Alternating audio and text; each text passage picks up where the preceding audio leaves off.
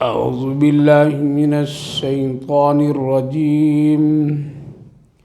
بسم الله الرحمن الرحيم. إن الله يأمر بالعدل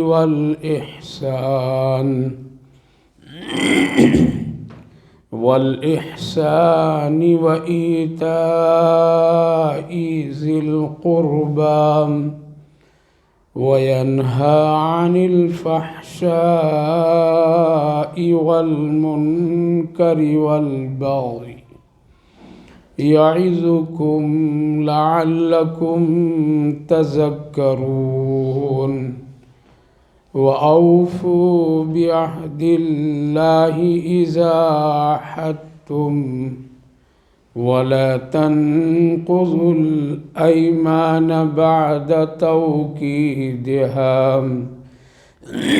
بعد توكيدها وقد جعلتم الله عليكم كفيلا. إن الله يعلم ما تفعلون. صدق الله العظيم. إن الله يأمر بالعدل والإحسان.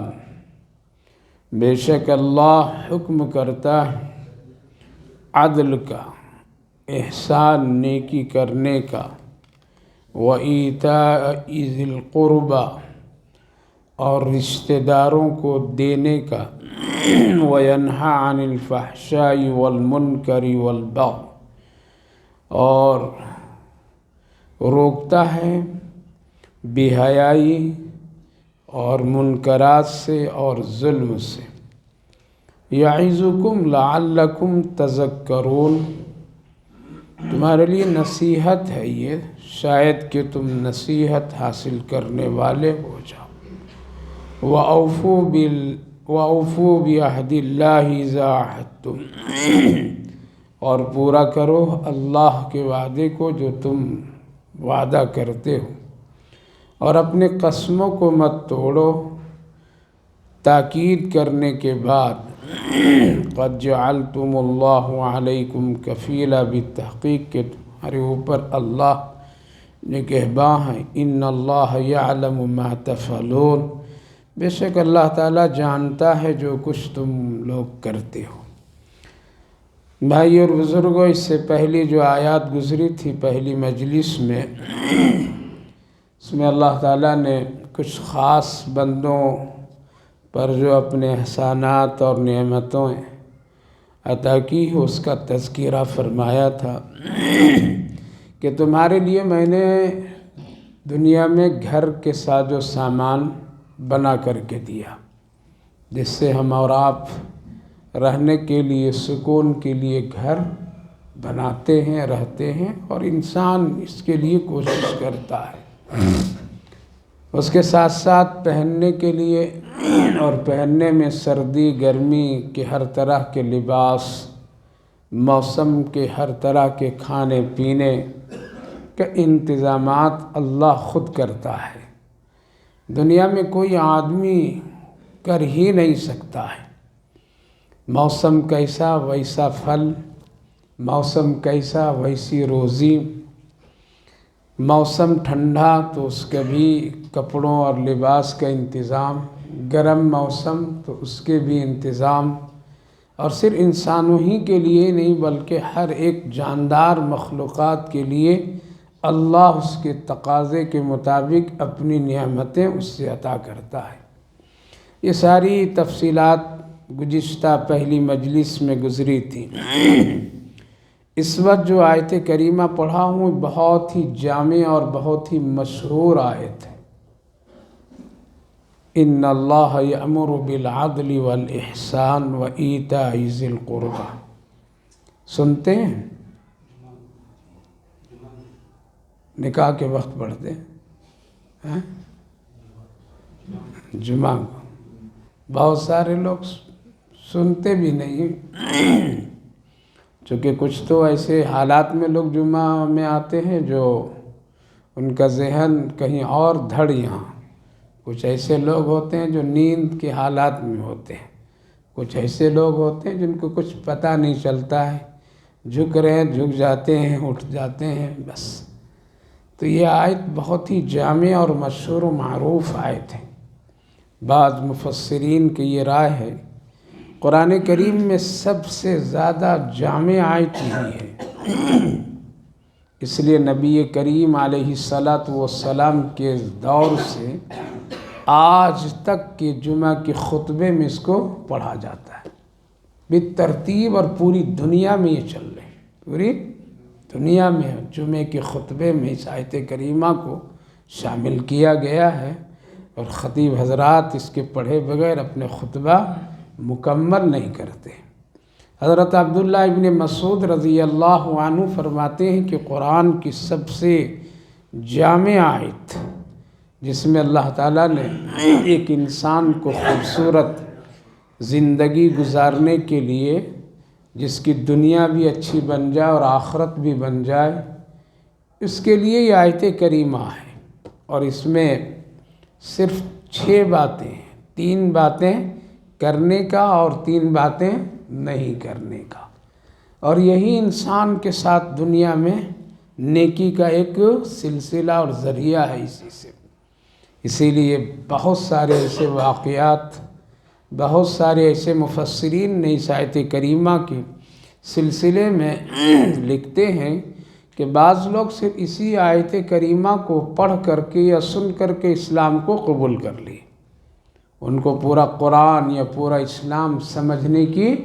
ضرورت نہیں ہوئی، محسوس نہیں کی، بلکہ انہی 3 باتوں پر کرنے کا اور 3 باتیں نہ کرنے کے سن کر کے ایک قبیلے کے سردار نبی کریم علیہ السلام کے زمانے میں اقسم نام تھے ان کے، قبیلے کے بڑے سردار تھے، ان کے ماتحت میں بہت سارے علاقے اور لوگ تھے، بار بار نبی کریم علیہ السلام کی خوبیاں، اخلاق اور اسلام اور ایمان کے چرچے وہ سنا کرتے تھے، لہٰذا ایک مرتبہ انہوں نے طے کیا کہ ہم کو جا کر کے رسول اللہ صلی اللہ علیہ وسلم سے ملنا ہے، ملاقات کرنی ہے، قریب سے دیکھنا ہے کیسے ان کے اخلاق ہیں، کن چیزوں کے وہ حکم کرتے ہیں اور کن چیزوں کے سلسلے میں وہ روکتے ہیں، قریب جا کر کے دیکھوں گا، اس کے بعد پھر ہم ایمان لائیں گے۔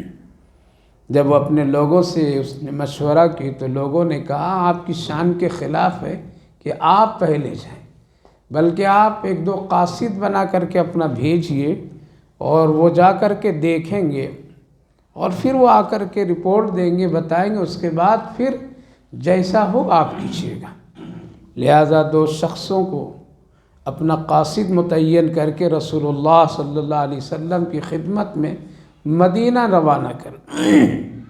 یہ لوگ جب رسول اللہ صلی اللہ علیہ وسلم سے ملاقات کیے تو 2-3 سوالات وہ کیے، آپ ہیں کون اور آپ کرتے کیا ہیں، آپ کا کام کیا ہے، آپ کا حسب و نسب کیا ہے؟ تو اللہ کے رسول صلی اللہ علیہ وسلم نے 2 باتیں ارشاد فرمائی۔ آپ نے فرمایا میں محمد بن عبداللہ، بس آگے اور کسی کا نام نہیں لیا، اور میں اللہ کی جانب سے اللہ کا رسول ہوں، اور میں کیا کرتا ہوں، اس آیت کریمہ کو آپ نے پڑھ دیا، ان اللہ یأمر بالعدل والاحسان وایتاء ذی القربى وینہی عن الفحشاء والمنکر۔ اس آیت کریمہ کو پڑھ دیا، وہ لوگ سمجھ گئے کہ یہ بہت اونچی اخلاق کا شخص ہے، اس کا کام بہت ہی عمدہ ہے، یہ کام جو کرنے کا حکم کر رہے ہیں وہ بہت اچھی بات ہے، اور جن چیزوں سے وہ روک رہے ہیں وہ بہت ضروری بات ہے، ان چیزوں سے رکنا ضروری ہے اور ان چیزوں کا کام کرنا ضروری ہے۔ وہ لوگ واپس گئے اور اپنے بادشاہ، اپنے سردار کو بتائیں کہ ہم لوگوں نے ان کے نام حسب و نسب معلوم کرنا چاہا تو بس زیادہ انہوں نے تفصیل میں نہیں گئے، بلکہ صرف محمد بن عبداللہ بتا کر کے خاموش۔ ہم لوگ اور زیادہ کچھ نہیں پوچھا، اور انہوں نے بتایا کہ میں محمد الرسول اللہ یعنی اللہ کا پیغمبر، نبی اور رسول ہوں۔ اور جب ان سے سوال کیا کہ آپ کرتے کیا ہیں اور کہتے کیا ہیں، تو انہوں نے ایک آیت یہ پڑھی ہے اور یہ ہم لوگ اس کو یاد کر کے آئے ہیں، یہ ان اللہ یا وہ بادشاہ اور وہ سردار جب اس آیت کریمہ کی یہ 6 باتیں کرنے اور نہ کرنے کا جب سنا، چیخ مارا اور کہا یقیناً وہ بہت ہی خوبیوں والا آدمی ہے، اس کا کام بہت ہی اونچا ہے، اور یقیناً وہ یہ آیت اس طرف اشارہ کرتی ہے کہ یہ اللہ کا پیغمبر ہے، اور یہ آیت بھی اللہ کا نازل کردہ ہے۔ اس لیے چلو ہم سب جا کر کے رسول اللہ صلی اللہ علیہ وسلم کے ہاتھوں پر ایمان لے آئے۔ میرے بھائیو بزرگوں، ایک مرتبہ اس آیت کریمہ کو لوگ سنیں، کتنی مرتبہ؟ 2 شخص سنا اور سنایا، پورا قبیلہ کیا ہو گیا؟ اسلام میں داخل ہو گئے، اور لوگوں نے وعدہ کیا یا رسول اللہ صلی اللہ علیہ وسلم اب ہم لوگ یہ 3 کام خوب کریں گے، اور یہ 3 کام سے ہم لوگوں کو روکیں گے۔ 3 کام جو اللہ نے کرنے کا حکم دیا ہے ہم لوگ خوب کریں گے، عمل کریں گے، اسی پر اپنی زندگی کے معیار اور بنیاد ہم رکھیں گے، اور ان 3 چیزوں سے ہم لوگ خوب بچیں گے اور لوگوں کو بچائیں گے۔ وہ ایک مرتبہ سنتے تھے تو اتنا پاکیزہ انسان، بہترین اخلاق والے مسلمان بن۔ ہم لوگ تو 60 سال سے خطبہ سن رہے ہیں، سنتے ہیں نا؟ جس آدمی کی عمر اگر 60 سال ہے تو یوں کہہ لیجئے 50 سال سے خطبہ سنا جمعہ میں۔ جس کے 40 سال عمر ہے 40 سال سے سن رہا ہے، 30 سال والے 30 سال سے سن رہے ہیں، لیکن کتنا ہم بدلتے ہیں اور کتنا بدلے ہیں وہ اندازہ کیجئے، خود غور کیجئے۔ ہم لوگ پڑھنے والا بھی نہیں بدل پا رہا ہے، سننے والا بھی نہیں بدل پا رہا۔ کیوں؟ ہم لوگ اس نظریے سے، اس نیت سے نہیں سنتے ہیں۔ ہم لوگ عبادت جو کرتے ہیں وہ رسم کی طرح کرتے ہیں، یہ ہے کرنے کا کر لے رہے ہیں۔ مولوی صاحب کا کام ہے بیان کرنے کا، کر رہا ہے، کرنے دو۔ مولوی صاحب کا عربی خطبہ پڑھنے کا ہے، پڑھنے دو۔ کیا اس سے ہمارا لینا دینا؟ اس سے کیا ہمارا سروکار؟ اس سے ہم کیا کریں گے؟ اس لیے وہ کل ایک مرتبہ اس آیت کریمہ کو سنے تو اپنی پوری زندگی، پورے لوگ قبیلے کے قبیلے بدل گئے اور ایمان میں داخل ہو گئے، اور پکے سچے مومن مسلمان بن کر کے وہ دکھا دیے۔ ہم لوگ 60 سال، 50 سال، 30 سال، 40 سال سے جمعہ کی نماز پڑھتے ہیں، بیانات سنتے ہیں، لیکن ہماری زندگی میں ذرہ برابر بھی کچھ تبدیلی ایسی نہیں آتی۔ اگر آتی ہی کبھی تو تھوڑی دیر کے لیے، اور وہ مسجد ہی کے دائرے تک، مسجد ہی کے دائرے تک کے ہوئے، باہر نہیں اس کے اثرات ہیں۔ باہر ان 3 باتوں اور کرنے کا اور 3 باتیں نہ کرنے کا، اس کا ماحول، اس کی کیفیت، اس کے مناظر ہمارے ظاہر اور باطن میں نظر نہیں آتے۔ اور بہت سارے ایسے واقعات، حضرت عروہ رضی اللہ عنہ ایک تھے، صحابی رسول صلی اللہ علیہ وسلم تھے۔ انہوں نے بھی کہا کہ میں جب اسلام میں داخل ہوا پھر بھی ابھی میرے دل میں ایک کشش، ایک شک کی بنیاد تھی، لیکن میں ایک مرتبہ نبی کریم علیہ الصلاۃ والسلام کی خدمت میں بیٹھا تھا تو یہ آیت کریمہ نازل ہوئی، اور وہی کی وہ پوری کیفیت رسول اللہ صلی اللہ علیہ وسلم پر دیکھنے کے بعد اللہ کے رسول صلی اللہ علیہ وسلم فوراً جب آپ بالکل صحیح ہوئے اور وحی کی کیفیت ختم ہوئی تو آپ نے صحابہ کو یہ آیت کریمہ پڑھ کر کے سنایا۔ عربی داں تھے، عربی جانتے تھے، کہا کہ جب یہ آیت کریمہ میں نے سنا تو سننے کے بعد میرے دل کے وہ سارے شک و شبہات چلے گئے، اور میں یہ سمجھا کہ واقعتاً وحی ہے اللہ کی طرف سے، اور اسلام بڑا پاکیزہ دین ہے، بہت ہی خوبصورت مذہب ہے۔ اسلام میں ایک بہت ہی شاندار ایک اخوت اور محبت ہے اس میں، لہٰذا اس آیت کریمہ کے نزول کے بعد ایک مرتبہ رسول اللہ سے سنا تو دل کی دنیا ہماری بدل گئی۔ نبی کریم علیہ الصلاۃ والسلام کی انہی گفتگو اور ایسی اخلاقی باتیں اور ایسی معاشرتی باتیں سے لوگوں نے اپنے دل کی دنیا اور اپنی زندگی بگڑی ہوئی بدل کر کے رکھ دی۔ ایک یہودی سے کسی نے پوچھا آپ آخر کیسے مسلمان ہو گئے جبکہ آپ اپنے مذہب کے بڑے پکے سچے اور کٹر تھے، پھر بھی آپ رسول اللہ صلی اللہ علیہ وسلم کے دین کو قبول کر لی۔ مدینے میں ہے وہ یہودی، کہا کہ مجھے صرف نبی محمد صلی اللہ علیہ وسلم کی ایک بات نے مجھے اپنے مذہب سے چھوڑنے پر مجبور کر دیا۔ پورا قرآن نہیں، پوری باتیں نہیں، بلکہ صرف ایک جملے نے مجھے بدلنے پر مجبور کر دیا۔ لوگوں نے پوچھا وہ کون سی بات؟ کہا کہ بات یہ تھی کہ میرا بیٹا گم ہو گیا تھا، میں بہت تلاش کر رہا تھا مدینے کے ارد گرد، کبھی ادھر کبھی ادھر، اکلوتا بیٹا تھا لیکن مل نہیں رہا تھا، بہت پریشانی کے عالم میں، لہٰذا میں اس پریشانی کے عالم میں رسول اللہ صلی اللہ علیہ وسلم کی مجلس میں حاضر ہوا۔ چونکہ وہاں بہت سارے مجمع کے لوگ بیٹھے ہوئے تھے، شاید کسی کو معلوم ہو تو وہاں سے کچھ پتہ معلوم ہو جائے، اس غرض سے میں نے محمد عربی صلی اللہ علیہ وسلم کی مجلس میں حاضر ہوا۔ اللہ کے رسول صلی اللہ علیہ وسلم ہم کو دیکھ کر کے قریب بلائے، آپ نے مذہب کا کوئی مسئلہ نہیں لایا کہ یہودی ہے یہ فلاں مذہب کا ہے، نہیں، آپ نے قریب بلایا، کہا کہ تو پریشان نظر آ رہا ہے، آخر وجہ کیا ہے؟ میں نے اس وقت میں رسول اللہ صلی اللہ علیہ وسلم کو اپنی بات اور اپنی پریشانی سنائی کہ میرا بیٹا گم ہو گیا ہے، اکلوتا بیٹا ہے، میں بہت پریشان ہوں، تلاش کر رہا ہوں لیکن کہیں مل نہیں رہا ہے۔ میں اس غرض سے آیا تھا شاید یہاں کسی کو یہ بات معلوم ہو یا میرے بیٹے کے سلسلے میں کوئی خبر ہو تو معلوم ہو جائے، لہٰذا اس لیے میں یہاں آیا تھا۔ اللہ کے رسول صلی اللہ علیہ وسلم کو ابھی وہ اپنی حالات اور کیفیت سنا ہی رہے تھے۔ کہتے ہیں کہ میں سنا ہی رہا تھا کہ مجمع میں ایک شخص کھڑا ہوا اور کہا یا رسول اللہ، اس کا بچہ فلاں جگہ پر ہے اور مدینے کے بچوں کے ساتھ میں وہ کھیل رہا ہے، ہم اس کے بچے کو بھی پہچانتے ہیں اور اس کو بھی پہچانتے ہیں۔ کہتے ہیں کہ اس شخص نے ابھی بات پوری نہیں کی تھی کہ میں بھاگنا شروع کر دیا۔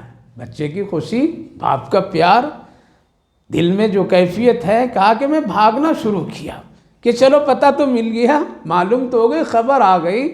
ابھی میں تیزی سے قدم بڑھاتے ہوئے جا رہا تھا کہ محمد عربی صلی اللہ علیہ وسلم نے مجھے قریب بلایا اور کہا کہ ایک بات ذرا یاد رکھ لینا، جا رہے ہو تم بڑی خوشی کے ساتھ، لیکن وہاں اور سارے بچے ہوں گے، لیکن سارے بچوں کے سامنے تم اپنے بچے کو پیار نہیں کرنا۔ اس لیے مدینے میں اس وقت میں بہت سارے یتیم بچے ہیں، تم اس کو اپنا بیٹا کہہ کر کے نہیں پکارنا، گلے نہیں چمٹنا، پیار نہیں کرنا، ذرا نظروں سے ہٹ جانا اور ہٹ کر کے پیار کرنا، سارے بچوں کے سامنے پیار نہیں کرنا۔ اللہ اکبر! کہا کہ میری اس کیفیت نے دل کی دنیا بدل دی کہ جس اسلام میں اتنا احترام ہے، اتنا خیال ہے ایک دوسرے کا، اللہ کے رسول صلی اللہ علیہ وسلم فرمائے وہاں یتیم بچے ہوں گے، تمہارے اس پیار کے انداز اور اس کیفیت سے کہیں یتیموں کے دل میں کوئی ٹھیس اور صدمہ نہ پہنچے کہ کاش کہ میرا باپ بھی ہوتا تو مجھے بھی اسی طرح سے سینے سے لگا کر کے مجھے بھی پیار کرتا۔ اس لیے کسی کا دل توڑنا نہیں ہے۔ کہتے ہیں کہ اسی وقت میں نے کلمہ پڑھ لیا، بچے کو بھی لایا اور مجلس میں حاضر ہوا اور کلمہ پڑھا اور کہا کہ محمد کی یہی ایک بات میری دل میں کیفیت ایسی پیدا کر دی اور اسلام کو میں قبول کرنے پر مجبور ہوا کہ جس کے اخلاق اور جس کی تعلیم میں اتنا خیال کیا جاتا ہے کہ پیار سے بھی کسی کا دل نہیں توڑنا، تو بات تو بڑی دور کی بات ہے۔ میرے بھائیو بزرگوں، اللہ نے جس اسلام کی توفیق دی ہے، جس ایمان کی توفیق دی ہے، جس پیارے نبی صلی اللہ علیہ وسلم کی امتی بنایا ہے، وہ کوئی معمولی چیز نہیں کہ اس کو کھیلتے کودتے آپ ضائع کر دیں، اس کو چند خوشیوں میں اس کو مٹا دیجیے، چند خوشیوں میں اسلام کو بدنام کر دیجیے اور اپنے اخلاقی پہلو کو اتنا گرا کر کے رکھ دیجیے۔ اس لیے یہ آیت کریمہ ان اللہ یأمر بالعدل والاحسان وَإِيتَاءِ ذِي الْقُرْبَى وَيَنْهَىٰ عَنِ الْفَحْشَاءِ وَالْمُنكَرِ وَالْبَغْيِ يَعِظُكُمْ لَعَلَّكُمْ تَذَكَّرُونَ۔ بہت سارے صحابہ، بہت سارے آج بھی ایسے لوگوں کی ہے جو اس آیت کریمہ پر جب لوگوں نے غور کیا اور اسلام کی خوبیوں کو دیکھا اور اللہ کے حکم کو دیکھا، نبی کے اخلاق اور نبی کی سیرت، نبی کی زندگی کو دیکھا، اچھے مسلمانوں کے حالات دیکھیں، تو بڑے بڑے شدت پسند لوگ بھی اپنے مذہب کو چھوڑ کر کے کس کو قبول کیا؟ اسلام کو۔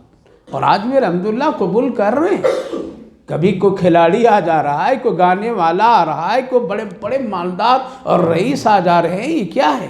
لیکن ہم اور آپ بدلنے کے لیے تیار نہیں، اس لیے ہم رسمی عبادت کرتے ہیں، ہم رسمی کلمہ پڑھتے ہیں، ہم دکھاوے کی عبادتیں کرتے ہیں، اسی لیے اس کے اثرات نہیں ہوتے ہیں۔ کیا فرمایا اللہ؟ غور کیجئے ایک جملے پر، ان اللہ یامر، یہ اللہ کا حکم ہے۔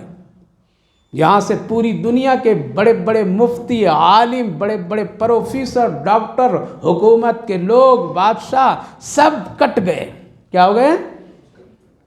یہ کسی مولوی کا حکم نہیں ہے، کسی پیر کا حکم نہیں ہے، کسی بڑے بادشاہ کا حکم نہیں ہے، کسی دادا گیری کرنے والے کا حکم نہیں ہے، کسی شیخ الحدیث کا حکم نہیں ہے، کسی مفسر و محدث کا حکم نہیں ہے، کسی مالدار اور رئیس کا حکم نہیں ہے، یہ حکم کسی پیغمبر کا بھی نہیں ہے، بلکہ کس کا ہے؟ ان اللہ، اللہ کا حکم ہے، اللہ کا حکم ہے۔ اللہ نے اس کی اہمیت، ان اللہ یامر بال، تمہارا اللہ، تیرا رب یہ کہہ رہا ہے، تجھے حکم کر رہا ہے، یامر، حکم کر رہا ہے، یوں ہی نہیں صرف سرسری، یامر، حکم کر رہا ہے۔ اور بڑے جب حکم کرتے ہیں تو چھوٹے پر عمل کرنا لازم اور ضروری ہے، فرض کے درجے میں بات چیزیں ہو جاتی ہیں۔ لہذا وہ اللہ حکم کر رہا ہے جو ہم کو اور آپ کو اس دنیا میں پیدا کیا، دیکھنے کے لیے آنکھیں دی، بولنے کے لیے زبان دیا، سننے کے لیے کان دیا، قوت طاقت ہاتھ میں عطا کیا، چلنے کے لیے پاؤں دیا، دل و دماغ دیا۔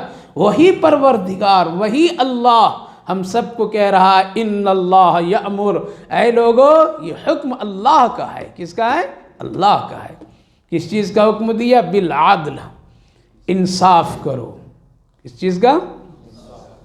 انصاف کا دائرہ، عدل کا دائرہ بہت وسیع ہے، بہت وسیع ہے۔ ہم لوگ سمجھتے ہیں کہ صرف انصاف عدالت کی چیز ہے، یہ تو سمجھتے ہیں انصاف صرف کورٹ کچہریوں کے ہے اور کہیں اس کا نہیں۔ عدل کا تقاضا اور اس کی نسبت جہاں جہاں بدلتی وہاں وہاں یہ مسئلہ پیدا ہوتا ہے، وہاں وہاں یہ مسئلہ پیدا ہوتا ہے۔ اس لیے عدل کی کیفیت اور اس کی وسعت میں اگر جائیں تو سمندر بنتا ہے۔ ان اللہ یامر بالعدل، تم ایمان کے ساتھ عدل کرو۔ پہلا حکم کیا ہے؟ انصاف تم اپنے ایمان میں کرو۔ تمہارا ایمان تو ایسا نہیں تو ڈلمل والا ہے، اس لیے عدل تین نسبتیں، عدل بالایمان، عدل بالعبادت فی العبادت، عدل فی المعاملات و معاشرت۔ یعنی پہلا کام تمہارا یہ ہے کہ عدل رکھو ایمان میں، انصاف رکھو اللہ اور اپنے درمیان، بندے اور اللہ کے نزدیک، کہ تم جو ایمان لائے ہو کہیں ایسا تو نہیں کہ اس ایمان میں کوئی کھوٹ ہے کہ جب موقع ملا تو شرک کر لیا، موقع ملا تو کسی اور کو رب مان لیا، موقع ملا تو کسی اور کے سامنے سر جھکا دیا، پیشانی۔ اگر کوئی ایسا کرتا ہے تو ایمان کے ساتھ وہ عدل نہیں کرتا ہے۔ تو اللہ نے فرمایا ایمان کے ساتھ عدل کرو۔ مفسرین لکھتے ہیں ایمان عدل یہ بدلتا رہتا ہے، نسبتیں جہاں جہاں جائے گی وہاں وہاں انصاف کا وہ ڈیرہ ڈالتا چلا جاتا ہے۔ تو پہلی چیز ہے کہ اپنے ایمان کو ٹٹول کر کے دیکھنا ہے کہ ہم ایمان کے سلسلے میں عدل پر ہیں یا نہیں ہیں۔ اگر آپ غیر اللہ کی طرف جھک جاتے ہیں، شرک کی طرف جھک جاتے ہیں، کسی ایسی چیز اور حرکتوں میں چلے جاتے ہیں جو اللہ کی شان اور اس کی قدر کے خلاف ہے، تو گویا کہ اپنے ایمان کے ساتھ عدل اور انصاف نہیں کر رہے۔ عبادت کا عدل، عبادت ایسی کیجئے جس طرح سے کہا گیا کہ ایسا کرو جیسا کہ اللہ تجھے دیکھ رہا ہے۔ دیکھ رہا ہے۔ اور عدل یہ ہے عبادت کے ساتھ کہ عبادت نبی کی سنت کے مطابق کرو۔ اگر اس کے خلاف عبادت کیا تو آپ نے اپنی عبادت کے ساتھ ناانصافی کا معاملہ کیا ہے۔ لہذا عبادت چاہے نماز کی شکل ہو، روزے کی شکل ہو، حج کی شکل ہو، زکوٰۃ کی شکل ہو، چاہے جو بھی ہو، جہاں بھی ہو، اس کا تقاضا یہ ہے کہ وہ سنت رسول صلی اللہ علیہ وسلم کے مطابق کرو۔ عدل یہ ہے۔ اسی لیے آقا کریم صلی اللہ علیہ وسلم نے فرمایا قرب قیامت میں لوگ نماز میں چوری کریں گے۔ صحابہ نے پوچھا یا رسول اللہ چوری تو مال کا ہوتا ہے، یہ نماز میں چوری کیا کریں گے؟ یہاں چوری کا کیا سوال ہے؟ یہاں کون سے خزانے ہیں؟ آپ نے فرمایا نماز کی چوری کی یہ مطلب ہے کہ وہ جو نماز کا حق ہے، یعنی میری سنت اور میرا طریقہ جیسا ہے ویسی لوگ نماز نہیں پڑھیں گے، رکوع ٹھیک سے نہیں کریں گے، سجدہ ٹھیک سے نہیں کریں گے، صحیح سے سنت اور ارکان اعتدال کے ساتھ نہیں کریں گے، تو گویا کہ جیسا سجدہ کرنا چاہیے تھا، جیسا رکوع کرنا چاہیے تھا، جیسا قرآن پڑھنا چاہیے تھا، جس طرح سے خشوع خضوع کے ساتھ میں کھڑا ہونا چاہیے تھا، اگر اس میں اس نے کمی کر دی تو گویا کہ نماز میں اس نے چوری کی ہے۔ یہ ہے چوری کا مطلب، یہ ہے چوری کا مطلب۔ لہٰذا اگر کوئی آدمی اپنی نماز میں سنت داخل نہیں کرتا ہے اور ارکان کو صحیح ادا نہیں کرتا ہے تو گویا کہ وہ نماز اور عبادت کے ساتھ انصاف نہیں کرتا ہے۔ معاملات کے تو ہزاروں ایسی مثالیں دنیا میں اس وقت موجود ہیں کہ جو اپنے معاملات میں لوگ عدل اور انصاف نہیں کرتے، عدل اور انصاف نہیں۔ لہٰذا عدل کے بارے میں علماء مفسرین لکھتے ہیں کہ یہ لفظ عدل اور انصاف جہاں جہاں نسبتیں اس کی بدلتی جائے گی معنی وہاں یہ بدلتا بھی جائے گا، اس کی حیثیت اور کیفیت بھی بدلے گی۔ مثلاً اپنی ذات کے ساتھ میں عدل اور انصاف کرنا ہے نہیں کرنا ہے؟ کیا ہے اپنے جسم سر سے لے کر کے پاؤں تک کے عدل کا مطلب یہ ہے کہ اللہ نے جس طرح سے رہنے کا حکم دیا، کھانے کا حکم دیا، سونے کا حکم دیا، اس طریقے سے اپنے جسم اور اس حیثیت اور کیفیت میں اگر آپ عمل کرتے ہیں تو آپ اپنے جسم کے ساتھ عدل اور انصاف کا معاملہ۔ مثلاً اس جسم کا دو تعلق، ایک روح اور ایک جسم، ان دونوں کو مکمل آپ غذا دے رہے ہیں تو عدل کر رہے ہیں۔ جسم کا ظاہری جو غذا ہے اس کا عدل یہ ہے کہ اس کو حلال کھلاؤ۔ کیا کھلاؤ؟ اگر آپ حرام کھا رہے ہیں تو گویا کہ آپ اپنے جسم اور خون کے ساتھ میں کیا کر رہے ہیں؟ انصاف نہیں کر رہے ہیں۔ عبادت کی غذا وہ غذا روح کی غذا ہے۔ عبادت اگر آپ ٹھیک سے نہیں کر رہے ہیں تو گویا کہ روح کو غذا آپ نہیں دے رہے ہیں۔ لہٰذا یہ چمڑے، یہ گوشت، یہ پوست، یہ ہمارا یہ ظاہری جسم کے ساتھ میں عدل کا مطلب یہ ہے کہ اس کو حلال غذا سے اس کی پرورش کرو، اس کے حلال غذا سے پرورش کرو۔ اگر کوئی آدمی اس کی حرام غذا سے پرورش کرتا ہے تو گویا کہ جسم اور بدن کے ساتھ ناانصافی کا معاملہ کرتا ہے۔ اور آگے لکھتے ہیں کہ جتنی طاقت ہو اتنا ہی اس جسم کو تھکاؤ۔ کیا کرو؟ آپ اسے زیادہ مت تھکائیے، اس جسم پر زیادہ لوڈ نہ دیجیے، اس جسم پر زیادہ بوجھ مت ڈالیے۔ اگر اس سے زیادہ آپ کر دیتے ہیں تو کیا ہے؟ اس کے ساتھ عدل کا معاملہ نہیں ہے۔ جو جسم کے اعضاء کی جو ضرورتیں اور جتنی ہے اتنا ہی اگر آپ کر رہے ہیں تب تو یہ عدل ہے۔ اور یہ سب چیزیں کون دیا ہے بھائی؟ اللہ دیا ہے، تو اللہ پوچھے گا نہیں؟ اب مثال کے طور پر میں ہمارے کھانے کا نظام بھی کون بنایا ہے؟ اللہ بنایا۔ اللہ کے رسول صلی اللہ علیہ وسلم اس کی پوری تربیت کے ساتھ ہم سب کو بتائے ہیں، اور ہمارے سونے جاگنے کا بھی نظام بنائے نہیں بنائے۔ اب حکم یہ ہے اللہ کا، اللہ کے رسول صلی اللہ علیہ وسلم کا کہ جلدی سو جاؤ۔ کیا کرو؟ عشاء کی نماز کے بعد رات کے 3 حصے فوراً بنا لو مغرب سے۔ ایک حصہ اول جو نماز عشاء تک کی ہے، دوسرا حصہ، اور اسی درمیان میں مغرب سے عشاء کے درمیان میں کھانے پینے کو شمار کیا گیا۔ لہٰذا یہ ہے عدل کہ آپ اگر عشاء سے پہلے کھانا کھا لیتے ہیں اور اس حصے میں کھانے پینے کے لیے اللہ کے رسول صلی اللہ علیہ وسلم کا نظام ہے، یہی جسم کو غذا صحیح طور پر میں اور اس کا حق ہے، تب تو آپ نے کیا کیا؟ عدل اور اگر 2 بجے کھانا کھا رہے ہیں تو آپ نے جسم کے ساتھ عدل اور انصاف نہیں کیا۔ پھر آقا صلی اللہ علیہ وسلم فرمائیں کہ دوسرا حصہ تمہارا سونے کا ہے، بیوی بچوں کے ساتھ لطف اندوز ہونے کا ہے۔ کیا ہے؟ عشاء کے بعد فوراً آپ آرام کیجیے، سوئیے، یہ دوسرا حصہ۔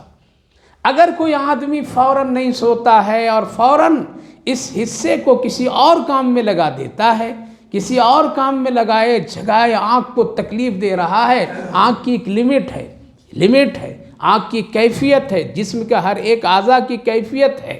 جس طریقے سے میرے بھائیو بزرگوں ایک بہت بڑا ہال ہے جہاں پر بہت سارے بلب جل رہے ہیں، لائٹیں جل رہی ہیں، تو کیا کرتا آدمی بند کرتے وقت میں ساری لائٹیں ایک ہی مرتبہ نہیں بند ہو جاتی ہیں، بلکہ کیا کرتا ہے ایک ایک کر کے بند کرتے گیٹ والا لائٹ جو ہے وہ کب بند کرتا ہے؟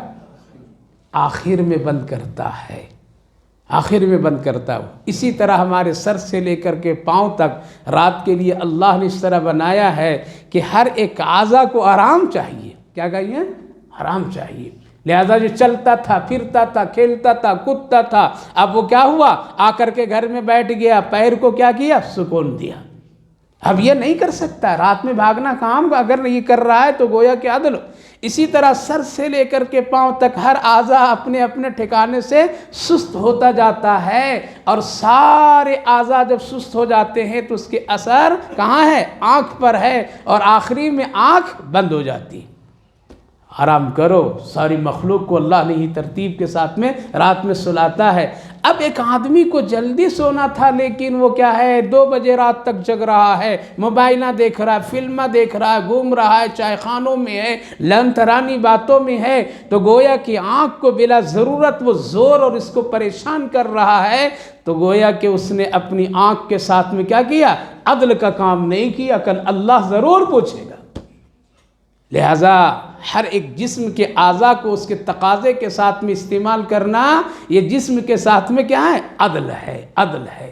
عدل کے بہت سارے دائرے ہیں، عدل کے ساتھ بہت سارے مسائل ہیں، عدالتوں میں بھی ہے۔ اس کا عام یہ ہے عدل برابری کا، یعنی 2 آدمی کے درمیان اگر اختلاف ہو جائے تو پھر کیا کرنا؟ انصاف یعنی عدل کے ساتھ میں برابر ہو کر کے فیصلہ کرنا، یہ ہے اعلیٰ درجہ عدل کا۔ لہذا جھگڑے ہو، تکرار ہو یا لین دین کا معاملہ ہو، اس حیثیت سے اگر کوئی آدمی برابری کا ایک دوسرے کا خیال کر کے عمل کرتا ہے، اس کو کہتے ہیں عدل کہتے ہیں۔ اسی لیے حضرت عمر فاروق رضی اللہ عنہ امیر المومنین کے سلسلے میں کہا جاتا ہے کہ پوری دنیا کے لیے نبی پاک علیہ السلام کے یہ خلیفہ ایک نمونہ اور مثال بنے ہوئے ہیں۔ عدل فاروق سے حضرت عمر رضی اللہ عنہ اسی لیے مشہور و معروف ہیں۔ کبھی بھی آپ نے اس طرح کی کوئی کام نہیں کیا جس سے ان کے عدل اور انصاف میں کہیں ذرا سا کوئی دھبا لگا دے۔ تو عدل بہت ضروری ہے۔ عدل کی نسبت اگر ملازمت پر کیا جائے تو وہاں بھی ہے۔ کیا ہے؟ ایک آدمی کے لیے ضروری ہے، مثلا اس کے لیے 8 گھنٹے کی ڈیوٹی ہے، ٹھیک ہے؟ کتنا کرنا چاہیے؟ 8 ہی۔ اب وہ آدھا گھنٹہ کم کرتا ہے تو کیا ہوا؟ عدل کا خلاف ہے۔ کیا ہوا؟ عدل کا خلاف ہے۔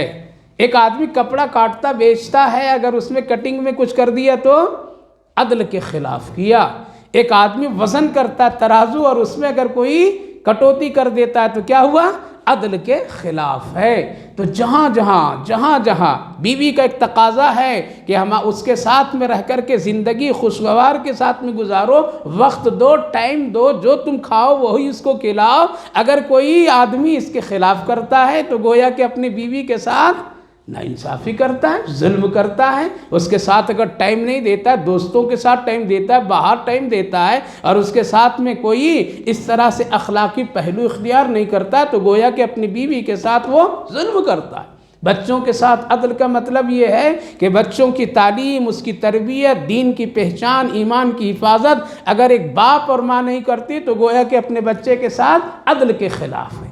تو عدل کا نقشہ اور اس کی نسبتیں جہاں جہاں جائے گی وہاں وہاں اس کے معنی بھی بدلتے رہیں گے۔ تو اللہ نے فرمایا گویا کہ سر سے لے کر کے پاؤں تک، صبح سے لے کر کے شام تک، ہفتے سے لے کر کے ہفتے تک، مہینے سے لے کر کے مہینے تک، سال سے لے کر کے سال تک، یوں کہہ لیجئے ماں کے گود سے لے کر کے قبر تک کے اے لوگو تم کیا کرنا؟ عدل کرنا، عدل کرنا۔ ان اللہ یأمر بالعدل، عدل سے بڑھ کر کے ایک اور نیکی بڑی ہے، اور وہ کیا ہے؟ احسان۔ کیا ہے؟ احسان۔ احسان کے مطلب یہ ہے کہ آدمی عدل کرتا ہے، عدل کا تقاضا ہے برابری برابری کا۔ اس کی ایک مثال، ترازو پر ایک چیز ہم تولے، سمجھے، تول کر کے دیے ٹھیک ٹھاک، لیکن پہلے زمانے میں ہم لوگ دیکھتے تھے، بچپن میں بھی دیکھتے تھے، اور آج بھی کوئی اچھے لوگ ہوتے ہیں تو ایسا کرتے ہیں، جب وہ وزن کر کے دے دیتا ہے گاہک کو تو پھر اپنے چٹکیوں سے مٹھی لے کر کے اس کو کیا کرتا ہے؟ ڈال دیتا ہے۔ یہ کیا ہوا؟ یہ احسان۔ کیا ہوا؟ یہ احسان ہوا کہ خدا نہ خواستہ اگر میری عدل میں کوئی چوک ہو جائے تو اس سے احسان ہو جائے کہ یہ نیکی ہو جائے، سمجھ گئے؟ تو احسان کس کو کہتے ہیں؟ عدل سے بڑھ کر کے۔ عدل کا تقاضا تو یہی ہے کہ بس اتنا ہی دیا جائے، اس سے زیادہ نہیں، لیکن اب وہ بیچارہ اخلاقی ذرا اور نیکی کمانے کے لیے کیا کرتا ہے؟ ذرا بڑھ کر کے 2-4 چٹکیاں دے دیتا ہے۔ لیکن اب یہ دینے لینے کے رواج ختم ہو گیا۔ کیوں؟ لینے والا خود حریص ہو گیا۔ جب جاتا ہے آدمی ٹھیلے پر، بھائی 1 کیجی انگور دے دو، تب تک 50 انگور کھا جاتا ہے وہ، ہتا نہیں؟ وہ بیچارہ وزن کریے تو گٹ گٹ گٹ گٹ مار رہا ہے جیسے کیا ہے، کہا بھائی ٹھیک ہے، میٹھا ہے، اچھا ہے ویسا، اور ڈال رہا ہے وہ۔ مسلمان کی شرافت کے خلاف ہے۔ کیا ہے؟ کھانا ہے اپنے، لے رہے ہو نہیں، لے کے کھا لو۔ ہاں اگر وہ خوشی سے دیا تو ایک الگ بات ہے، لیکن پھر بھی تقوی کے خلاف ہے۔ لہذا جب ایسے لوگ گاہک مل گئے تو بیچارے لوگ دینے والا بھی کیا کیا؟ ڈنڈی مارنا شروع کر دیا۔ یہ تو ادھر سے مار رہا ہے تو ہم ادھر سے کیا کروں؟ مار دوں، برابر سرابر ہو گیا۔ تو احسان کا معاملہ کیا ہو گیا؟ چپ گیا۔ تو میں یہ کہہ رہا ہوں کہ عدل سے بڑھ کر کے بھی ایک نیکی کیا ہے جو اللہ حکم کر رہا ہے، تو میرے بندوں کے ساتھ، میری مخلوق کے ساتھ میں احسان کا معاملہ کرنا، صرف عدل ہی کے ترازو پر نہیں رہنا بلکہ اس سے بڑھ کر کے اور نیکی کرنا۔ اس کی ایک مثال، نبی کریم علیہ السلام ایک مرتبہ نکلے اپنے حجر مبارک سے، صبح کا وقت خوشگوار تھا، سامنے مل گئے حضرت ابو ذر غفاری رضی اللہ عنہ، بڑے مطیع فرما بردار، نبی سے محبت کرنے والے خادم اور بڑے اچھے۔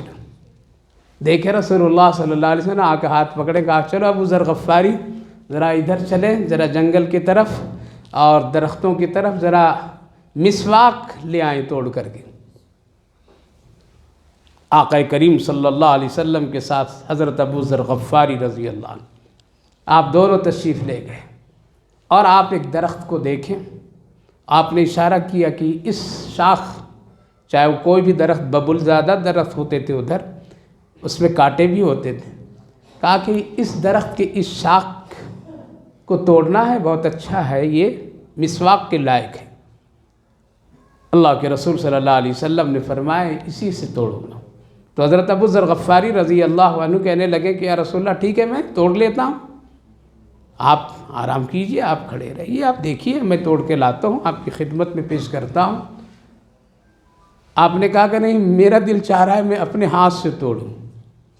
کہا کہ یا رسول اللہ اس میں کانٹے ہیں اور وہ بہت اوپر ہے، درخت پر چڑھنا پڑے گا، آپ کیوں مشقت کریں گے، آپ کا غلام ہے نہیں یہاں پہ، اس لیے ہم کو چڑھنے دیجیے، کانٹے کے بھی ہم دیکھ لیں گے، اور آپ چڑھیں گے کانٹے چبھ جائیں گے، مجھے بھی تکلیف ہوگی، آپ کو بھی تکلیف ہوگی، اس لیے مجھے خدمت کرنے دیجیے۔ اللہ کے رسول صلی اللہ علیہ وسلم فرمایا نہیں ابو ذر، میرا دل چاہتا ہے کہ میں خود ہی توڑوں۔ خاموش ہو گئے۔ حضرت ابو ذر کہتے ہیں کہ یا اللہ میں بہت پریشان، نبی کیسے چڑھیں گے، نبی کو میرے رہتے ہوئے چڑھنا یہ ٹھیک نہیں میرے لیے، لوگ کیا پھر کہیں گے، ابو ذر تم نے کیوں نہیں کام کیا، لیکن نبی کا حکم بھی ہے۔ آپ کھڑے ہو گئے، اللہ کے رسول صلی اللہ علیہ وسلم ہاتھ اس طرح بڑھائے، وہ ساگ جھک کر کے نبی کے ہاتھ میں آیا۔ زور سے بولو نا ذرا، بھوک لگ گئی کیا؟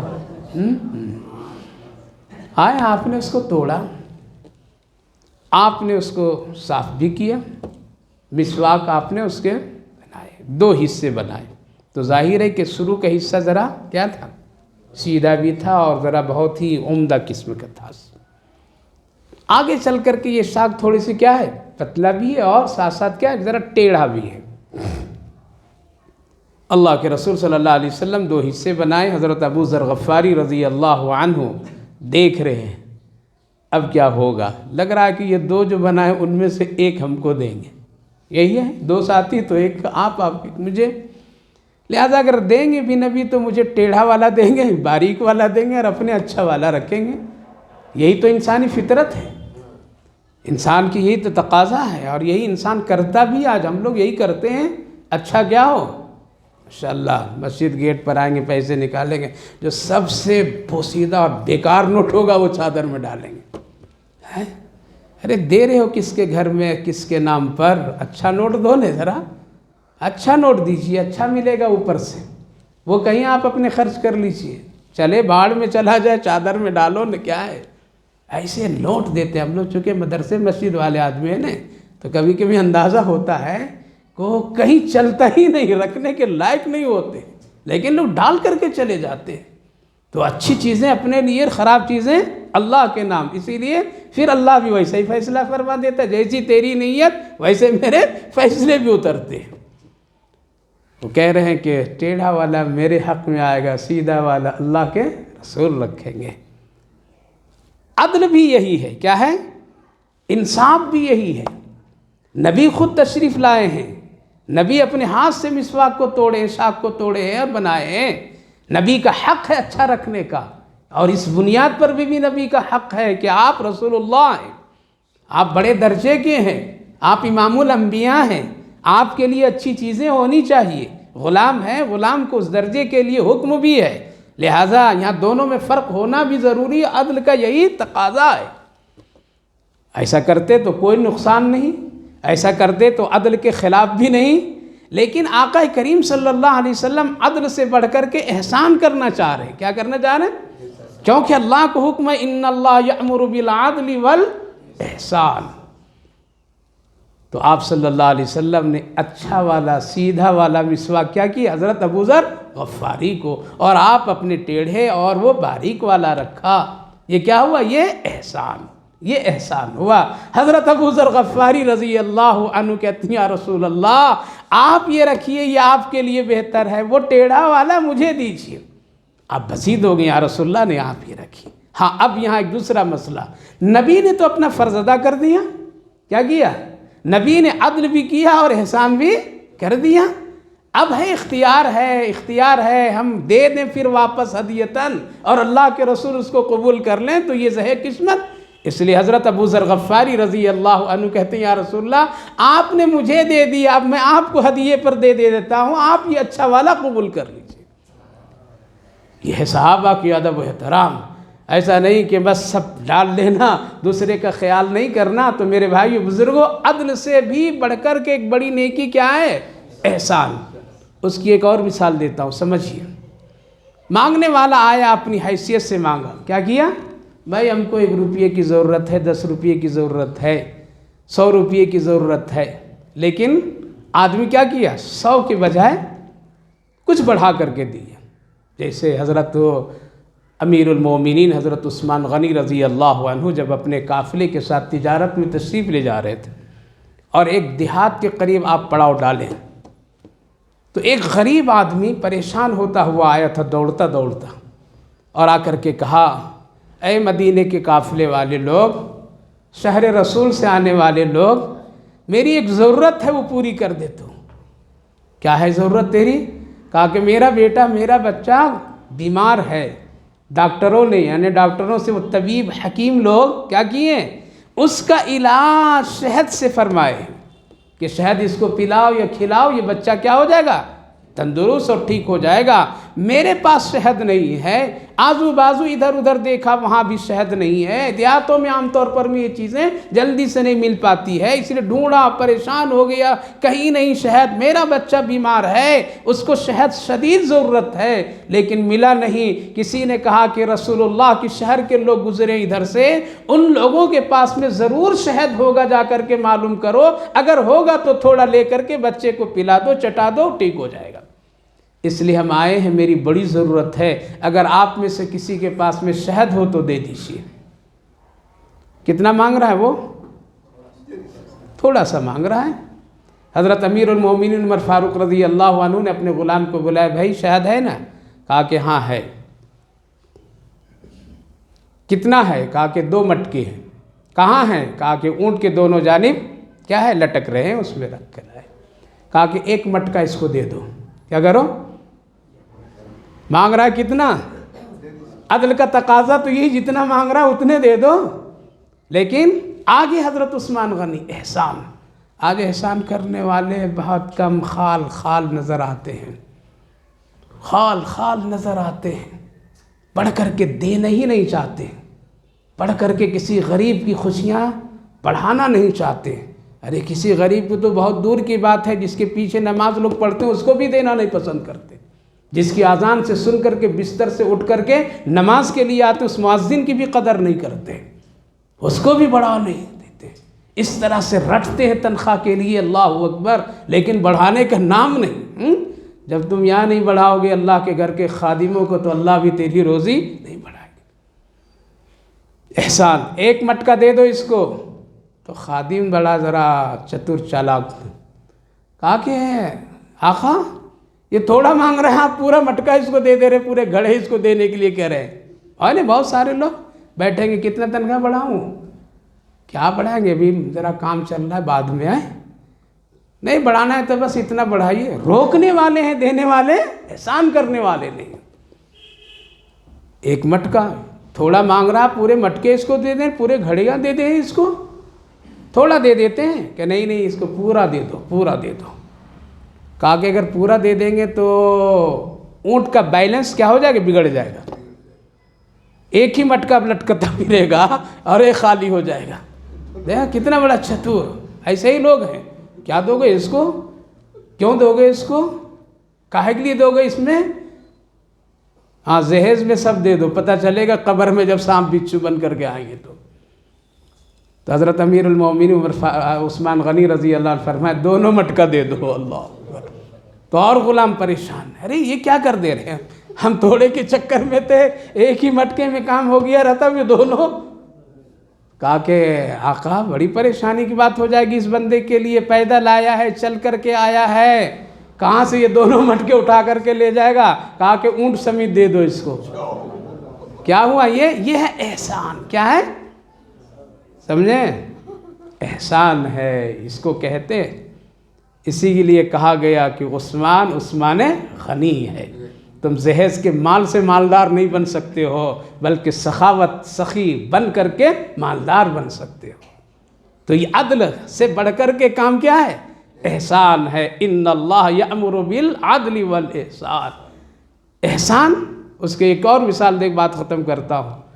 4 نماز فرض نماز، فرض 5، کتنے؟ 5 پڑھتے ہیں؟ اس میں بھی ذرا ہے کچھ 5 لوگ ہیں، 5 نمازی ہیں ماشاءاللہ، اور کچھ 3 لوگ ہیں، 3 وقت کے نمازی، فجر غائب، عشاء بھی غائب ہے، یہ دونوں نماز غائب، دین والا نماز، یعنی ظہر، عصر، مغرب، یہ 3 نماز۔ کچھ لوگ 3 والے بھی نہیں، 8 والے، کتنے؟ 8 والے، 8 والے سمجھیں؟ آج جمعہ تھا نا، آئے ہوں گے سب لوگ، خوشبو لگا کر کے پڑھ کے چلے گئے۔ تو 5 والے، 3 والے، 8 والے، کتنے ہو گئے؟ 3 قسم، ایک اور قسم ہے، نہ 5 ہے، نہ 3 ہے، نہ 8 ہے، سیدھے 360 ہے، یعنی وہ مسلم ہے، عید بقرعید 360۔ کچھ تو اس سے بھی آگے ہے، نہ 360 ہے ان کے پاس، بلکہ سیدھے کھاٹ ہے، کھاٹ کا مطلب جنازہ، اے لوگوں ہم پڑھ کر کے نہیں آئے ہیں، ہماری جنازہ پڑھا دو۔ اسی کے بارے میں حضرت شیخ پیر عبد القادر جیلانی علیہ الرحمہ سرتاج الاولیاء، جس کے نام سے بڑی بریانی کی دیگیں ہم تقسیم کرتے ہیں، ان کا فتویٰ ہے، ان کی کتاب غنیۃ الطالبین میں خود لکھتے ہیں بے نمازی ہے اگر شوہر اور بیوی دونوں تو دونوں کا نکاح ختم ہے۔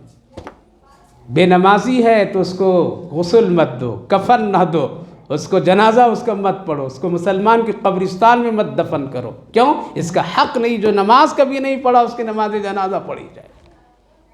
تو نمازیوں کی اتنی قسمیں ہیں نا۔ خیر، نماز فرض ادا کر دیا، ہو گیا تھا نا کام، اللہ نہیں پوچھے گا۔ لیکن اب نماز سے، فرض سے بڑھ کر کے ہم کیا کرتے ہیں؟ سنت پڑھتے ہیں۔ یہ کیا ہو گیا؟ احسان ہو گیا۔ احسان کے مطلب یہ بڑی ہوئی نیکی، یہ ہم اللہ پر احسان نہیں کر رہے ہیں، بلکہ کیا کر رہے ہیں؟ اس فرض کی کمی کو ہم پوری کر رہے ہیں کہ کل قیامت کے دن اگر فرض میں کوئی کمی ہوگی تو کیا ہو جائے گا؟ نفلوں سے، سنتوں سے اس کی تکمیل ہو جائے گی۔ تو ضرورت اور فرض اور ضرورت مند کی ضرورت، فرض سے بڑھ کر کے کوئی آدمی کیا کرتا ہے؟ دیتا لیتا کرتا ہے، اس کو کیا کہتے ہیں؟ احسان کرتے ہیں، احسان کہتے ہیں۔ یعنی وہ نیکی جس کا کرنا ضروری نہیں تھا، لیکن وہ آدمی اپنی اخلاقی طور پر میں اللہ کو راضی کرنے کے لیے، اچھا اسلام کو خوبصورت بنا کر کے پیش کرنے کے لیے وہ آدمی بڑھ کر کے نیکی کر رہا ہے، اس کو کیا کہتے ہیں؟ احسان کہتے ہیں۔ ان اللہ یأمر بالعدل والاحسان۔ ابھی 4 باتیں باقی ہیں، ختم کر دوں آج؟ فجر ہو جائیں گے؟ ہاں نہیں حضرت، اگلے ہفتے میں انشاءاللہ، تو پھر اگلے ہفتے کے لیے رکھیے انشاءاللہ 6 باتیں اگلے ہفتے کو۔ لیکن جو لوگ آئے ہیں وہ آئیے گا، ہاں نہیں تو سمجھ نہیں پاؤ گے۔ سمجھیے، اگر یہ آج سمجھ گئے تو آپ خوبصورت انسان، خوبصورت مسلمان بن سکتے ہیں۔ جو آئے ہیں وہ بھی آئیے، اور جو نہیں آئے ہیں ان کو لے کر کے آنے کی کوشش کیجیے۔ اللہ توفیق دے۔ اللہم صلی علی سیدنا نبینا حبیبنا مولانا محمد وبارک وسلم علیہ۔ اللہم ربنا آتنا فی الدنیا حسنۃ وفی الآخرۃ حسنۃ وقینا عذاب النار۔ یا ارحم الراحمین، ہم سب تیرے کمزور بندے ہیں، گنہگار بندے ہیں، خطا کار بندے ہیں، ظاہر اور باطن ہم سب کا بہت خراب ہے اللہ، اور تو ساری چیزوں سے باخبر ہے۔ آپ سے کوئی چیز نہ چھپی ہے نہ ہم چھپا سکتے ہیں۔ اے اللہ تو اپنے فضل سے، اپنے کرم سے ہم سب کے چھوٹے بڑے گناہوں کو معاف فرما دیجیے، اور اپنے فضل و کرم سے اچھے کاموں کی توفیق نصیب فرمائیے۔ جو کوئی چھوٹی بڑی نیکیاں ہوتی ہے اللہ، اس میں کوتاہیاں، غلطیاں، خطائیں خوب ہوتی ہے، اللہ تو اپنے فضل سے درگزر فرما کر اس سے قبول فرما دیجیے۔ اے اللہ ہم سب تیرے کمزور بندے ہیں، اسی لیے کمزوریوں سے یہ ساری چیزیں ہوتی ہے، اے اللہ تو اپنا خاص فضل فرما دیجیے۔ اے اللہ اس مجمع کو اور اس مجلس قرآن کو بے حد قبول فرمائیے۔ جتنے بھائی بزرگ نوجوان بچے لوگ بیٹھے سنے، سب کے سننے کو کہنے کو قبول فرمائیے، اور آخرت کے لیے نجات کا ذریعہ بنا دیجیے، دنیا کے لیے عمل کے ذریعہ بنا دیجیے۔ یا ارحم الراحمین، قرآن سے ہم سب کی لگاؤ اور محبت پیدا فرما دیجیے، جس طرح سے سمجھ جائیں اس سے بڑھ کر کے عمل کی توفیق نصیب فرما دیجیے۔ ہر ایک بھائیوں بزرگوں کی ضروریات اور اس کی حاجتوں کو اپنے فضل سے پوری فرمائیے، روزی رزق میں، صحت میں برکت اور عافیت عطا فرمائیے، ہر ایک بیماروں کو صحت و شفا نصیب فرمائیے، صحت مندوں کو سلامتی نصیب فرمائیے، جو لوگ دنیا سے جا چکے ہیں ان سب کی مغفرت فرمائیے، ہماری ان دعاؤں کو اپنے فضل و کرم رحمتوں سے قبول فرمائیے۔ صلی اللہ علی النبی وعلی آلہ وسلم۔ سبحان ربک رب العزت عما یصفون، وسلام علی المرسلین، والحمد للہ رب العالمین۔